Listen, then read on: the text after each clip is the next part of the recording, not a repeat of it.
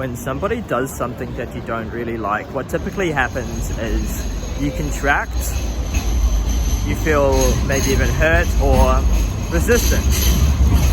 Essentially, this is coming from the place where you aren't fully accepting them for who they are, right?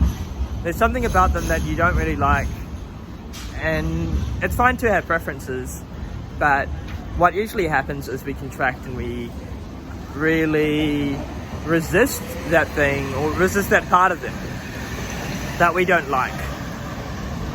Now, unfortunately, this is a kind of two-sided thing, right? Because not only are they resisting you, but you resist them. So you start to suffer as well, right? You're annoyed at the person. They're doing this. I'm so annoyed. I'm frustrated. And so that isn't so beautiful. That's not a beautiful state to be in. And we in this channel are about being in beautiful states, are we not? So what can we do about the situation? Well, it happens to me. It actually is really tough. It's really tough because we kind of struggle in the sense that when somebody resists us, there can be a very strong force that can make us resist them back, make us annoyed back. And then what we can start to do is we can start to create stories and narratives around it. We can start to see them as a certain type of people, a certain type of person. You can start to group them, archetypes, or a type of person, a type of group that you don't like, basically. Let's just call it that. So what we're doing here really is the ego is starting to group them with a group, an out group, a group that's not us, a group that's different from us, and so we feel more separation from them. We feel very separate to them. And we don't really see our similarities. We don't see where we are shared. We don't see that we are one. We see that we are very, very different. And so, what can you do to resolve this? Well, ultimately you have to accept them for who they are, without needing to control them, without needing to get approval from them, without needing to get a sense of safety or security from them, anything like that. And this can be tough, because I think people and emotional conflicts are the number one, or one of the biggest things that, affects people, right? Because we're so programmed in this. It's so hardwired. It's really intrinsic to humans. But wouldn't it be great if you could allow people to be how they are and give them the full freedom in that, just like you are expressing yourself how you are?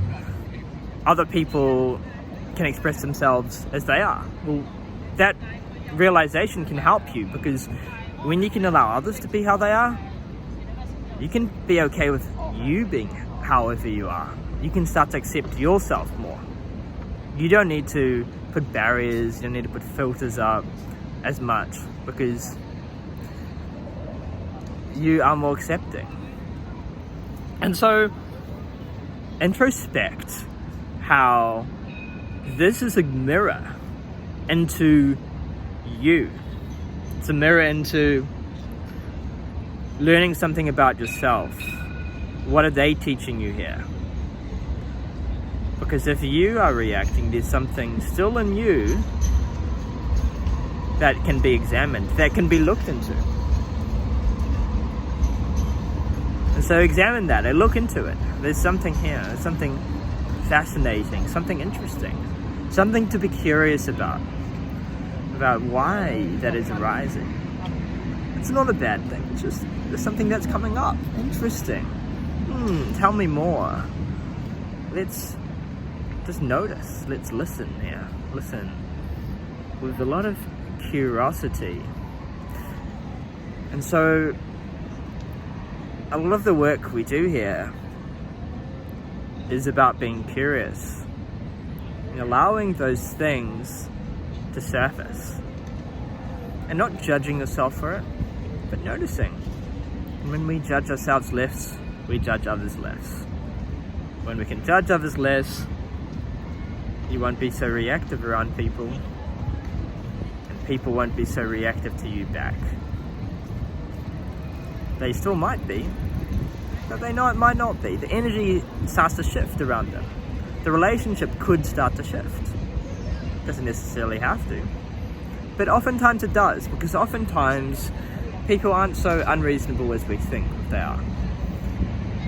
And so when you can send some loving kindness to them, and you can still set strong boundaries. I'm not saying you don't have to not cut people off and set boundaries. Those are things that are important to do as well sometimes. But when you can send loving kindness back to somebody, it gives them the space to be open to, and it gives them space to heal, and it gives them space to apologize for their wrongs as well, if that's something that's aligned with them. Because sometimes we don't apologize when the person is arguing to us back. When we are in an argument, usually it's somebody arguing against somebody else. It's like two people fighting. But what if you just backed out of the fight? What if you just put up your hands and said, okay, I'm not fighting anymore. I don't care, it's fine. You can win. And so you let go of your ego side of the game, and other people start to feel like, wow, who am I fighting against? There's no one to fight against, right?